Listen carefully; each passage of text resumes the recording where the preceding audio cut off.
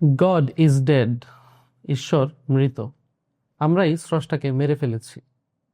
তার মানে আমাদের জীবনের কোনো অর্থ নেই, এর কোনো পরম উদ্দেশ্য নেই, নেই কোনো স্বর্গীয় লক্ষ্য। আমরা যেন এই মহাশূন্যের মাঝে ভেসে চলা এক ধূলিকণা মাত্র। আমাদের কোনো কান্না, হাহাকার কিংবা প্রার্থনা, এতে কিছুই আসে যায় না এই মহাবিশ্বের, এবং স্বাভাবিকভাবেই আমাদের জীবনের কোনো মানে নেই, কোনো অর্থ নেই। বলছিলাম, বিংশ শতাব্দীর যিনি সবচেয়ে বেশি প্রভাব বিস্তারকারী একজন ফিলোসোফার, জার্মান ফিলোসোফার ফ্রেডরিক নিটশে, তার দর্শনের কথা। ফ্রেডরিক নিটশে তার লেখালেখির মাধ্যমে এভাবেই মানুষের বিশ্বাস এবং এই সান্ত্বনার যে দেয়াল, স্রষ্টাকে ঘিরে, ধর্মকে ঘিরে, পরকালকে ঘিরে মানুষের যে সান্ত্বনার দেয়াল, সেটা ভেঙে চুরমার করে দিয়েছিলেন। নিটশে শুধু এতটুকু বলেই থেমে থাকেননি। তিনি আরো বলেছিলেন যে এই যে তীব্র একাকিত্ব এবং অর্থহীনতা জীবনের, সেটাই মানুষকে সবচেয়ে বড় মুক্তি দান করে। মানুষের যেহেতু আগে থেকে লিখে রাখা কোনো ভাগ্য নেই, মানুষের যেহেতু জীবনের কোনো অর্থ নেই, সেক্ষেত্রে মানুষ নিজেই নিজের ভাগ্যের নিয়ন্তা হবে। মানুষ নিজেই গড়ে নেবে তার জীবনের অর্থ কি হবে তা। এবং সেখান থেকেই তিনি উবারমেন্স বা মহামানবের কনসেপ্টের কথা বলেছেন, যেখানে মানুষ পরিস্থিতির ভিকটিম না হয়ে বরং নিজেই তার ভাগ্যের স্রষ্টা হয়ে যায়। আজকে আমরা মুখোমুখি হব নিটশের এই অদ্ভুত এবং এই শূন্যতাময় দর্শনের, এবং আমরা দেখব এর বাস্তবতা কি, এর লুপহোলগুলো কোথায়, এবং একে কেন্দ্র করে একটি বিখ্যাত বই, সমসাময়িক আরেকজন ফিলোসোফার টেরি ইগলটনের লিখিত একটি বই, the meaning of life, a very short introduction, সেখান থেকে আমরা আলোচনার চেষ্টা করব যে ফ্রেডরিক নিটশে যে দর্শনের কথা বলে গিয়েছেন, যা দ্বারা পুরো পশ্চিমা বিশ্ব প্রভাবিত হয়েছে, তার সমস্যাগুলো কোথায়, এবং শেষে আমরা আলাপ করব যে ইসলাম এই সমস্যাগুলোকে কিভাবে ডিল করে।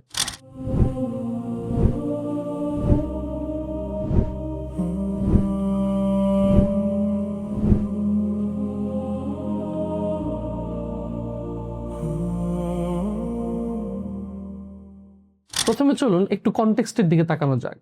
ফ্রেডরিক নিটশে উনি জার্মানিতে 1844 সালে একটি কট্টর ধার্মিক পরিবারে জন্মগ্রহণ করেন।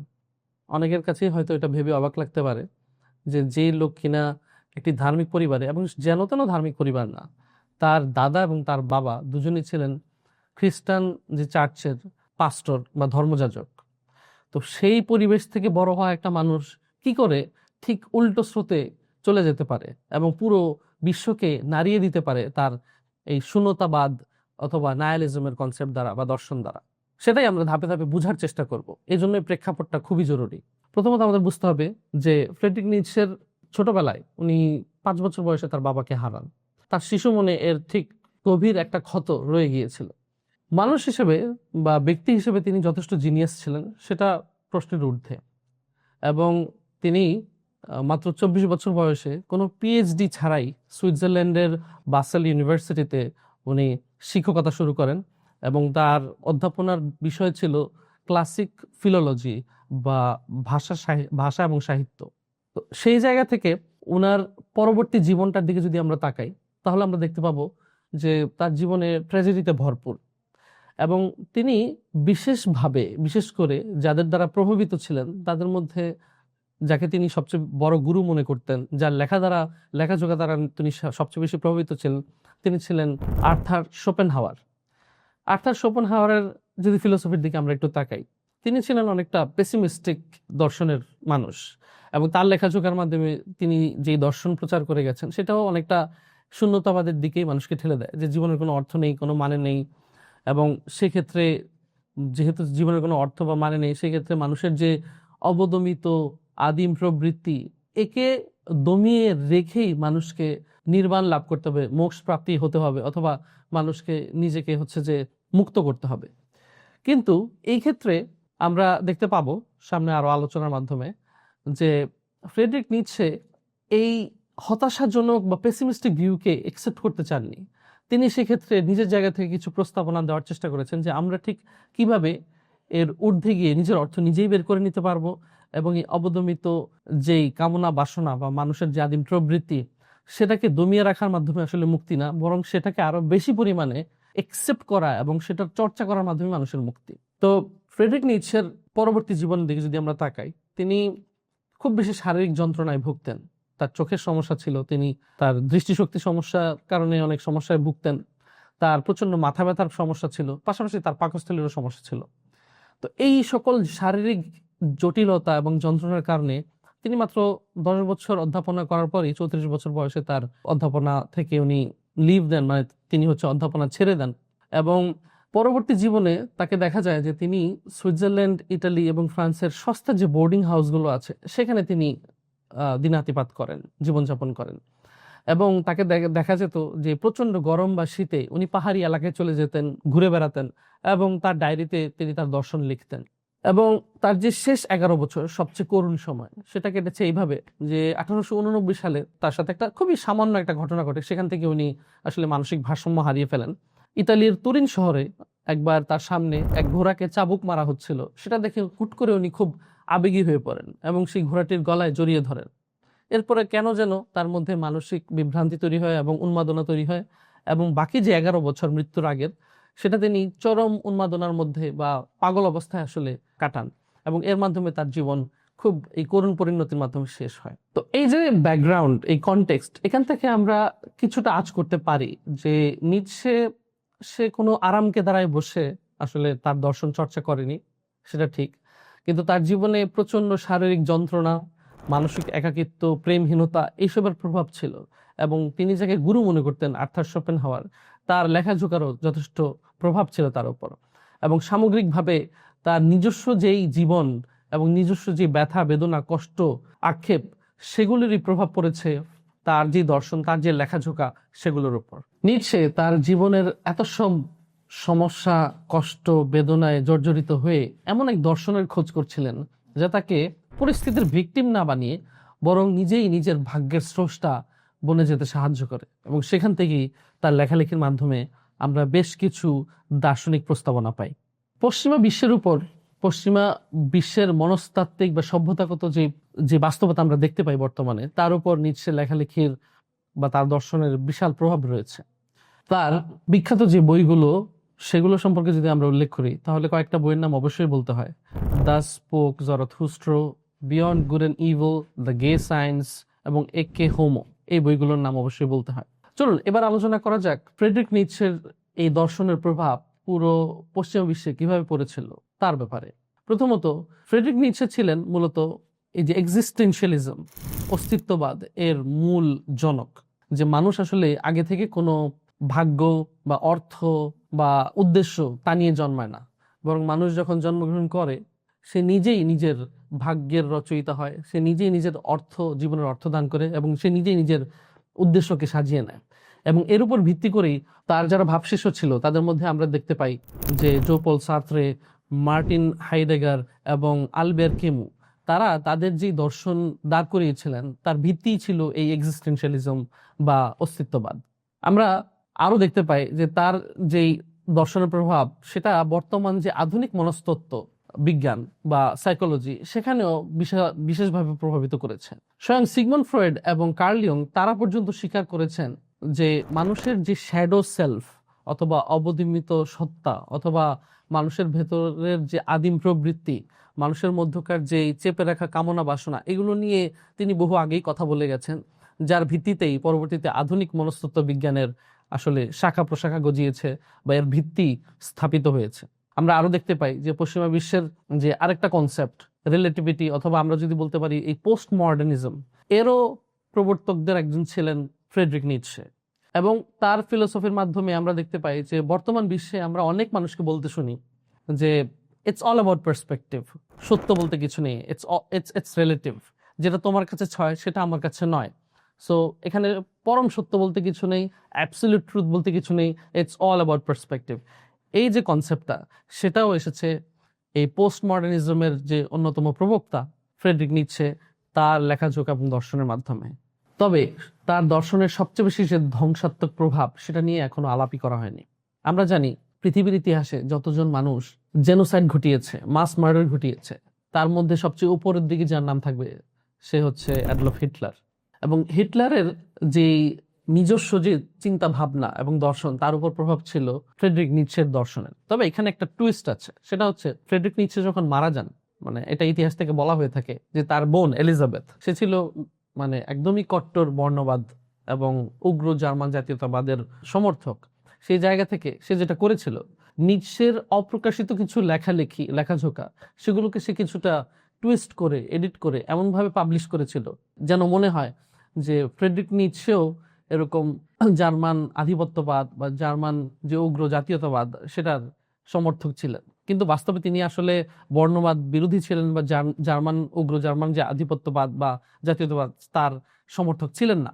কিন্তু তার যে এই শূন্যতাময় দর্শন নায়ালিজম, সেটা থেকে যে নিজের উইল টু পাওয়ার এর কনসেপ্ট, হ্যাঁ, ক্ষমতার ইচ্ছার মাধ্যমে নিজের অবদমিত যে ইচ্ছা বাসনা কামনা সেগুলোর সর্বোচ্চ ব্যবহার এবং নিজেকে টিকিয়ে রাখা এবং নিজেকে নিজে অর্থদান করা, নিজের নৈতিকতাকে নিজেই ডিফাইন করা, এই যে দার্শনিক ব্যাপারগুলো ছিল সেগুলো ব্যাপকভাবে এই নাৎসিবাদের ক্ষেত্রে এবং হিটলারের যেই এই পুরো বিশ্বকে জয় করে নিজের আধিপত্য বিস্তার করা, সেই ক্ষেত্রে মানুষকে মেরে কেটে হলেও গ্যাস চেম্বারে ঢুকিয়ে একদম মিলিয়ন মিলিয়ন মানুষ মেরে ফেলার মাধ্যমে হলেও এই যে নিজেকে উভারম্যানস বা এমন এক মহামানবে প্রতিষ্ঠা করার যে প্রবণতাটা, সেটার যে ভিত্তি সেটা স্থাপিত হয়েছিল ফ্রেডরিক নিটশের ফিলোসফির দ্বারা। তো এখন আসুন আমরা এটা বোঝার চেষ্টা করি যে নিটশে কি তার লেখালেখির মাধ্যমে, তার দর্শনের মাধ্যমে, তার কবিতার মাধ্যমে, তার যে সামগ্রিক চিন্তা তার মাধ্যমে কি আমাদেরকে কোনো মুক্তির বার্তা দিয়েছিলেন, নাকি তিনি আমাদেরকে আরো বেশি পরিমাণে অন্ধকারের অতল গহ্বরে শূন্যতায় একাকিত্বে ডুবে যেতে আরো বেশি প্ররোচিত করেছিলেন? সেই জায়গা থেকে এই একবিংশ শতাব্দীতে একজন সমসাময়িক ব্রিটিশ দার্শনিক এবং সাংস্কৃতিক তাত্ত্বিক টেরি ইগলটন একটি বই রচনা করেছেন। বইটির নাম হচ্ছে the meaning of life, a very short introduction.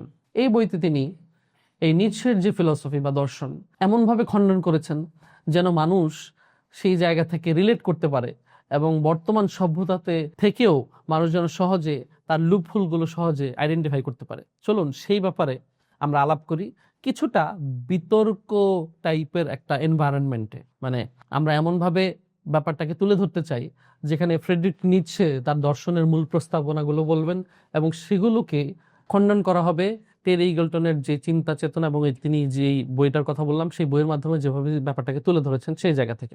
প্রথমে আসুন ঈশ্বরের কনসেপ্ট নিয়ে ফ্রেডরিক নিটশে কিভাবে আমাদেরকে তার প্রস্তাবনা দিচ্ছেন। নিটশে বলছেন যে আমি সোজা সাপটা ভাবে বলে দিতে চাই কোন রকম রাগ ঢাক ছাড়া যে গড ইজ ডেড, স্রষ্টা মারা গেছেন, ঈশ্বর মৃত এবং আমরাই ঈশ্বরকে মেরে ফেলেছি। আমাদের যে জ্ঞান এবং যুক্তি এর উৎকর্ষতার মাধ্যমে আমরা এই যে অলৌকিকতার যে ভিত্তি, যে খুঁটি, সেটাকে আমরা তুড়ি মেরে উড়িয়ে দিয়েছি। এর মানে কি? এর মানে হলো মানুষের জীবনের কোনো পরম উদ্দেশ্য নেই, এই মহাবিশ্বের পেছনে কোনো গ্র্যান্ড ডিজাইন নেই।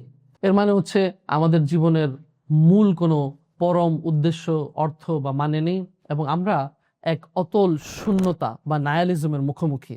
এই বিষয়টাকে আমরা যত আগেই বুঝে ফেলতে পারবো তত আমাদের জন্য তা ভালো। আসুন এর জবাব হিসেবে আমরা কি দেখতে পাই।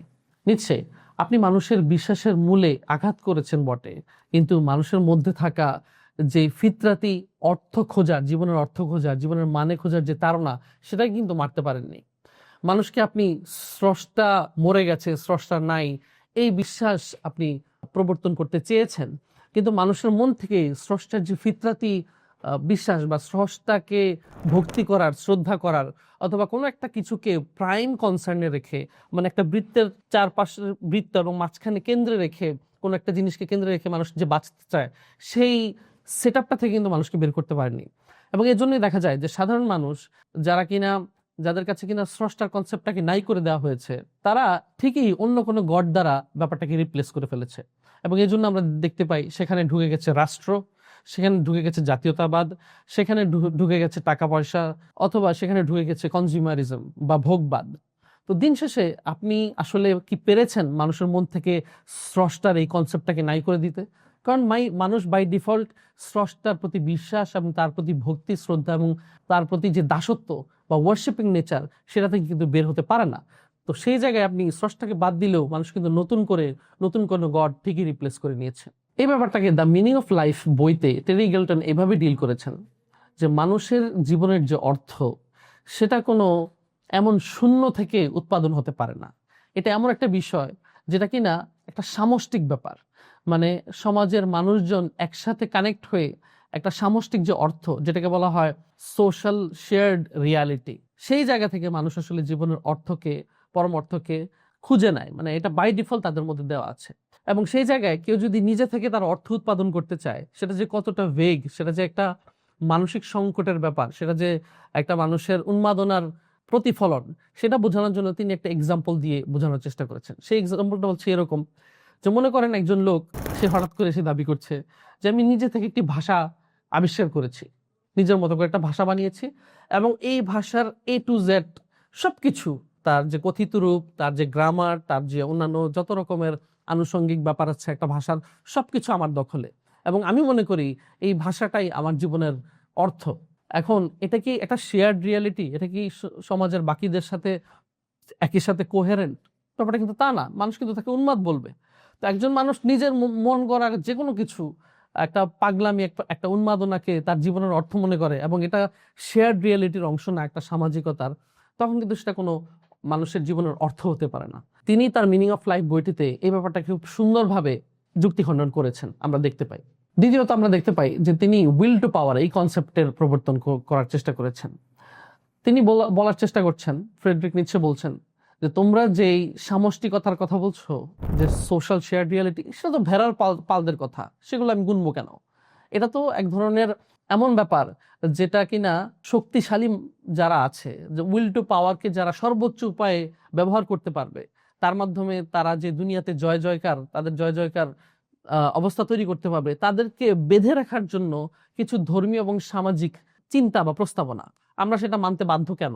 তিনি বলতে চাচ্ছেন যে এই দুনিয়ার যে চালিকা শক্তি, সেটা ভালোবাসা কিংবা মায়া মমতা সেগুলো নয়। শান্তি এই দুনিয়ার আসলে মূল চালিকা শক্তি না, বরং এই দুনিয়ার মূল চালিকা শক্তি হচ্ছে উইল টু পাওয়ার, বা ক্ষমতার সর্বোচ্চ ব্যবহার। টিকে থাকা এবং নিজেকে ছাড়িয়ে যাওয়াই জীবনের একমাত্র লক্ষ্য হতে পারে। এবং এই ক্ষেত্রে দয়া, মায়া, পরোপকার, ভালোবাসা, এই ধরনের যে কনসেপ্টগুলো, সেগুলো শুধুমাত্র এক ধরনের স্লেভ মোরালিটি, মানে যাদের কাছে এই উইল টু পাওয়ারের সর্বোচ্চ ক্ষমতা আছে, তাদেরকে বেঁধে রাখার জন্য এক ধরনের, তাদের এই আদিম শক্তিকে বেঁধে রাখার জন্য এক ধরনের দাস মনস্তত্ত্ব বা দাস মানসিকতা। আমরা উত্তর হিসেবে ব্যাপারটাকে এভাবে দেখতে পারি। এর প্রতি উত্তরে আমরা আসলে কি বলতে পারি? এর প্রতি উত্তরে বলা যায় যে নিৎসে, আপনি মানুষের যেই পশুবৃত্তিক যেই টেন্ডেন্সি, সেটাকে শক্তি বলে ভুল করছেন। মানুষের এই শক্তি যদি, মানুষের অবদমিত এই কামনা বাসনা, এগুলো যদি মানুষের শক্তিই হতো, এবং এটাই যদি মানুষের মূল উদ্দেশ্যের সাথে কানেক্টেড হতো, তাহলে মানব সভ্যতা এতদিন টিকে থাকতো না। সেক্ষেত্রে ডারউইনের ভাষায় বলতে হয় যে সেটা একটা জঙ্গল হয়ে যেত।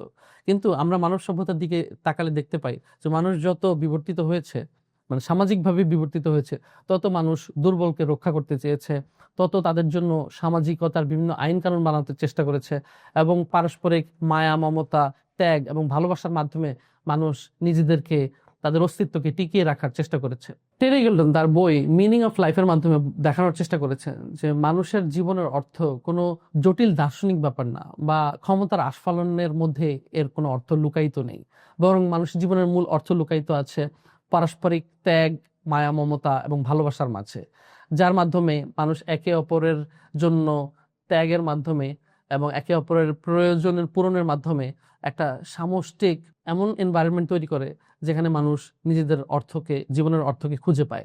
এটাকে বোঝানোর জন্য তিনি একটা জ্যাজ মিউজিকের উদাহরণ দিয়েছেন। জ্যাজ মিউজিকে যেমন অনেকগুলো ইনস্ট্রুমেন্ট একসাথে বাজতে থাকে, কিন্তু সেখানে কোনো একটা বাদ্যযন্ত্রের সুর অন্য একটা বাদ্যযন্ত্রের সুরের উপর ডমিনেন্স ক্রিয়েট করার চেষ্টা করে না, বরং একে অপরের সুরকে সম্মান করে তারা কোহেশনের মধ্যে থাকে। তারা এক পারস্পরিক এমন এক সুরের মূর্ছনা তৈরি করে সবাই মিলে, যেখানে সেটা শুনতে খুবই শ্রুতি মধুর মনে হয়।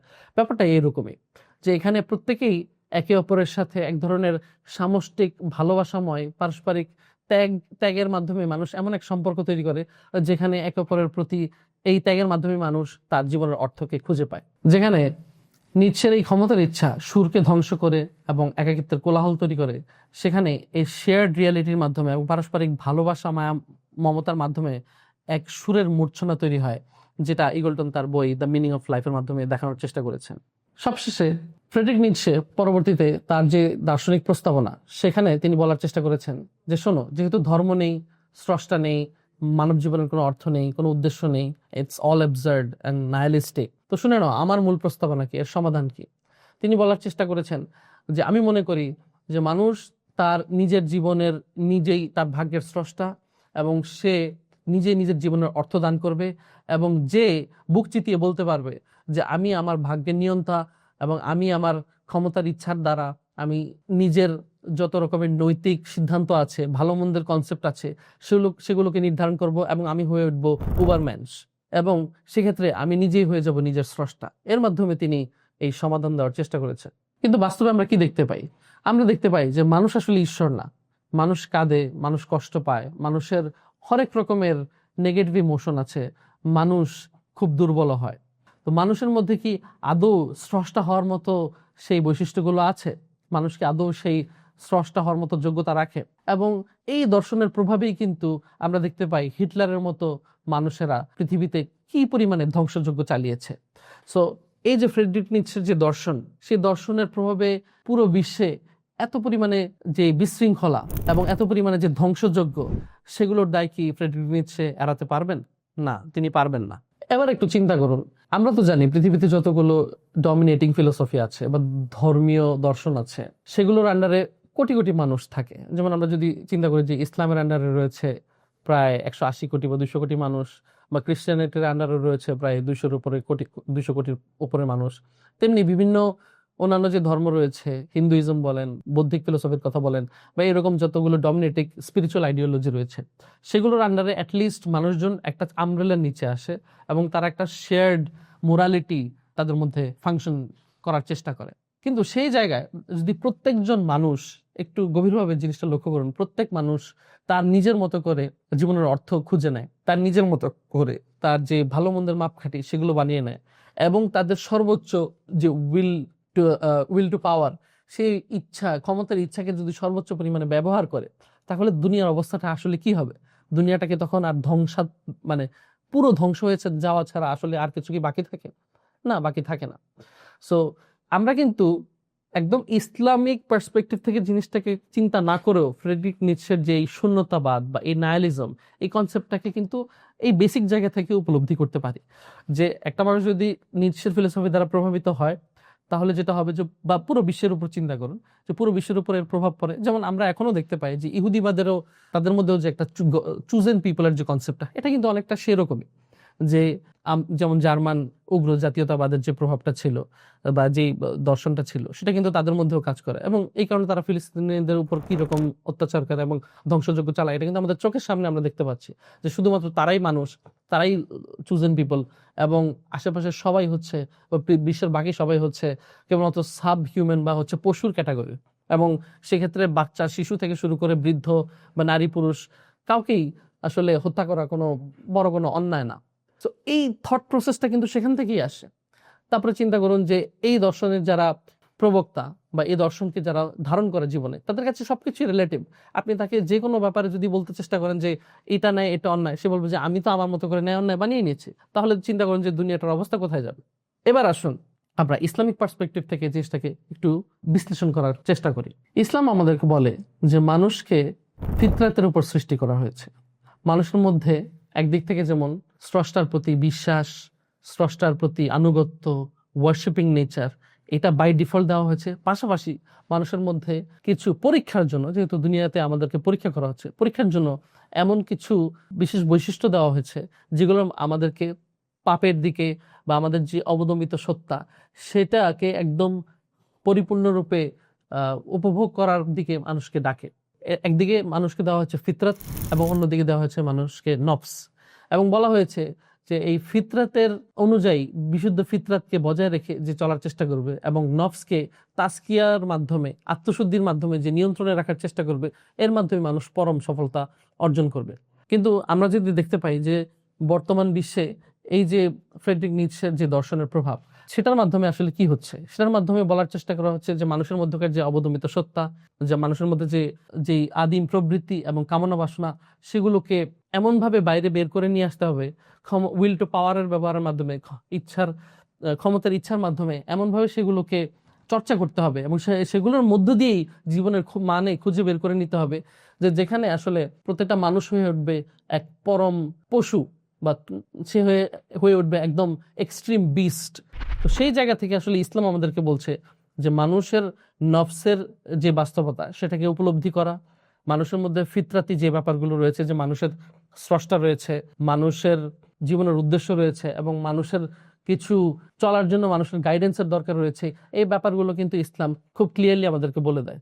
সেই জায়গা থেকে আমরা দেখতে পাই যে ফ্রেডরিক নিটশের যে ফিলসফি, সেটা আমাদেরকে একদিকে যেমন চরম ধ্বংসের দিকে নিয়ে যায়, অস্তিত্বহীনতার দিকে নিয়ে যায়, আমাদেরকে যে মহাজাগতিক শূন্যতা, সেই শূন্যতার দিকে ঠেলে দেয়, এক অতল গহ্বরে ঠেলে দেয়।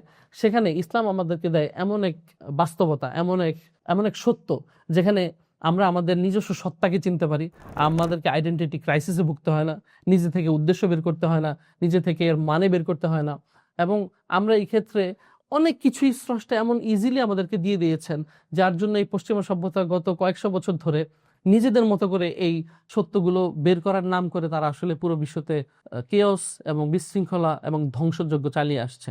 সেখানে ইসলাম হতে পারে একমাত্র সমাধান। তো আমরা এই ফ্রেডরিক নিটশের যে ফিলসফি এবং তার এই যুক্তিগুলোকে খণ্ডন করে যে বই the meaning of life, Terry গিল্টনের ভেরি শর্ট ইন্ট্রোডাকশন, সেখান থেকে এই ব্যাপারগুলোকে আলোচনা করলাম এবং ইসলামের জায়গা থেকে আমরা দেখার চেষ্টা করলাম যে ইসলাম যদি আমাদেরকে এই ক্ষেত্রে যেই বাস্তবতার মুখোমুখি করে, সেটা যখন আমরা মেনে নিতে পারি, সেটা যখন আমরা উপলব্ধি করতে পারি, তখন আমাদেরকে এই ধরনের শূন্যতার অতল গহ্বরে হারিয়ে যেতে হয় না, আমাদেরকে কনফিউশনে পড়ে যেতে হয় না, বা এমন দর্শন চর্চা করতে গিয়ে ফ্রেডরিক নিটশের মতো উন্মাদ হয়ে যেতে হয় না। আমরা সুস্থ স্বাভাবিক হয়ে এই দুনিয়াতে বাঁচতে পারি এবং আমরা আখিরাতকে আলিঙ্গন করতে পারি হাসি মুখে, এবং স্রষ্টার ভালোবাসা নিয়ে আমরা এই দুনিয়া থেকে যেতে পারি। সো আমাদেরকে জীবনের উদ্দেশ্য সম্পর্কে এরকম ডেফিনিট গাইডলাইন দেয় ইসলাম। অন্যদিকে নিটশের মতো ফিলোসফাররা আমাদেরকে শূন্যতায় পর্যবসিত হয়ে যেতে বাধ্য করে। সো আমাদের এই ক্ষেত্রে সিদ্ধান্ত নিতে হবে আমরা কোন দর্শনকে নিজেদের জীবনে অ্যাপ্লাই করতে চাই। আসসালামু আলাইকুম।